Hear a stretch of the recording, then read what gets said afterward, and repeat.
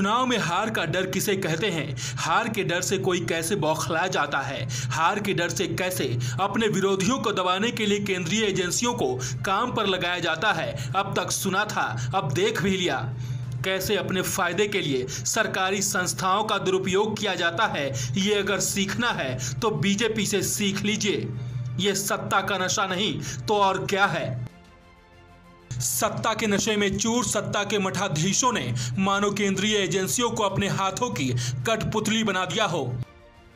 हर बार मुंह की खाए, बार बार केंद्रीय एजेंसियों के दुरुपयोग कर खुद को जनता के सामने शर्मिंदा किया। लेकिन मजाल है आदत सुधर जाए।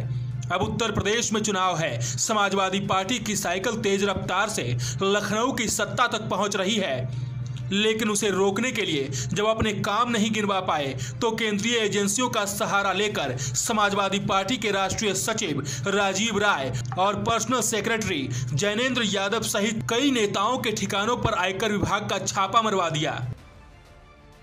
खैर, बीजेपी के लिए ये कोई नई बात नहीं है। अब तो जनता भी जान गई है कि चुनाव आते ही बीजेपी इन संस्थाओं को काम पर लगा देती है।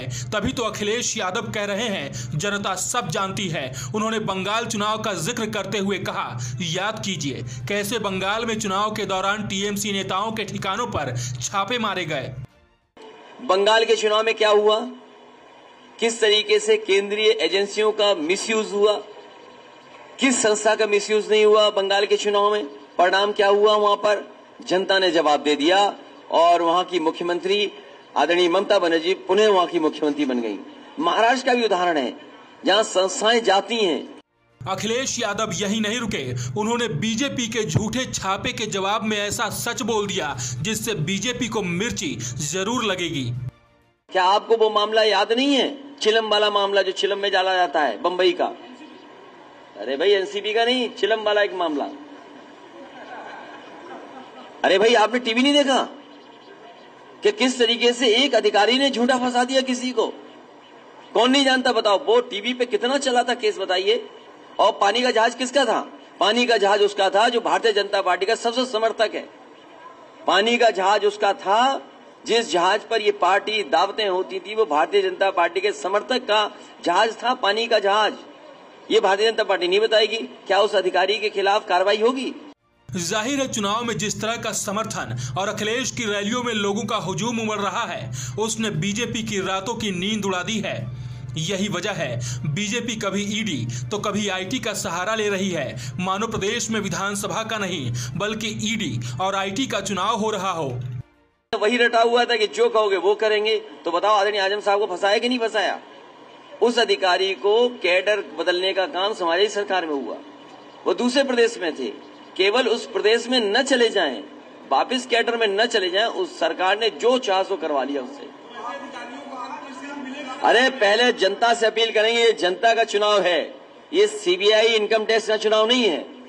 गौरतलब है कि चुनाव में मुद्दों को भटकाना ही बीजेपी का काम है।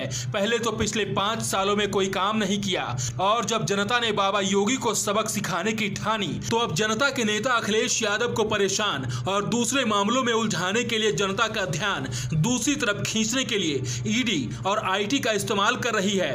क्योंकि कहते हैं ना, सत्य को परेशान किया जा सकता है लेकिन पराजित नहीं। हमारी लड़ाई जो बहन बता रही वही है कि महंगाई कब कम होगी, नौजवानों को रोजगार कब मिलेगा, किसानों की आय दोगुनी कब होगी और उत्तर प्रदेश से ठाठा बाबा कब विदा होंगे। बहरहाल बीजेपी चाहे ईडी लगा ले या फिर आईटी, जनता को अब बीजेपी बेवकूफ नहीं बना सकती है। जिस तरह से बंगाल में जनता ने बीजेपी की उम्मीदों पर पानी फेरकर सबक सिखाया था, ठीक उसी तरह से उत्तर प्रदेश की जनता ने ठान लिया है कि अब की बार बीजेपी को ऐसे सत्ता से बाहर करेंगे कि तमाम बीजेपी के नेता हमेशा के लिए काशी में बाबा विश्वनाथ का भजन गाएंगे।